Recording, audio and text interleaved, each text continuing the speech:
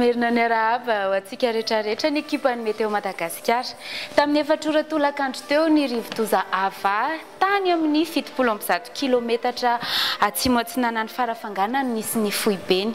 Ny rahona niaraka taminy kosa moa dia anisany nandrakotra ny saika manerana ny Madagascar fa tsy tany amin'ny tendrony atsimo andrefanosy iny.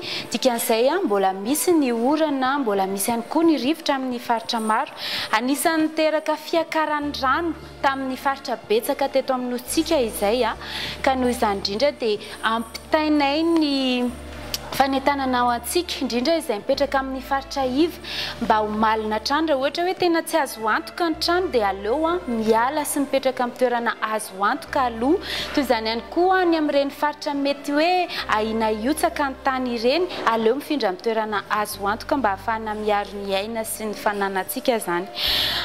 Mizotra mianatsimo ny dian'ny AVA amin'izao eo amin'ny 520 kilometatra isan'ora ny rivotra entiny ary mbola 70 kilometatra isan'ora ny tafiotra, zany hoe mbola tempête tropicale modérée izy fa kosa tsy misy atahorana tsony zany. Na zany aza dia mila mailo foana isika mponina amin'ilay tenenina teo hoe misy ny renirano miakatra sy ny mety ho fihotsahantany.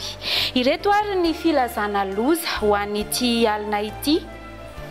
Filazana miloko manga na mila mailo zany isika na dia efa lasa aza ny rivo-doza ho an'ireto distrika manaraka ireto: Imarolambo, Mahanoro, Fandriana, Ambositra, Manandriana, Matsiatra Ambony, Iorombe, Vatovavy-Fitovinany, Atsimo Atsinanana ary any amin'ny faritra Nosy. Foana kosa ny filazana loza ho an'ireo distrika sy faritra ankoatr'izay.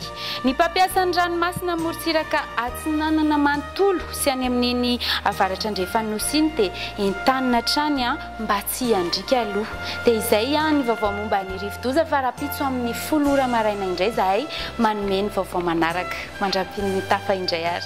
Efa ny amin'ny 70 kilometatra atsimo atsinanan'ny Manakara no misy an'ny foiben'ilay rivo-doza AVA fa ny andian-drahona miaraka amin'ny saika mandrakotra ny eran'ny Madagasikara iray manontolo afa-tsy ny any amin'ny tendrony atsimo andrefaniny. Dikan'izay zany mbola betsaka ireo faritra mahazo orana hatramin'izao ora itenenantsika izao.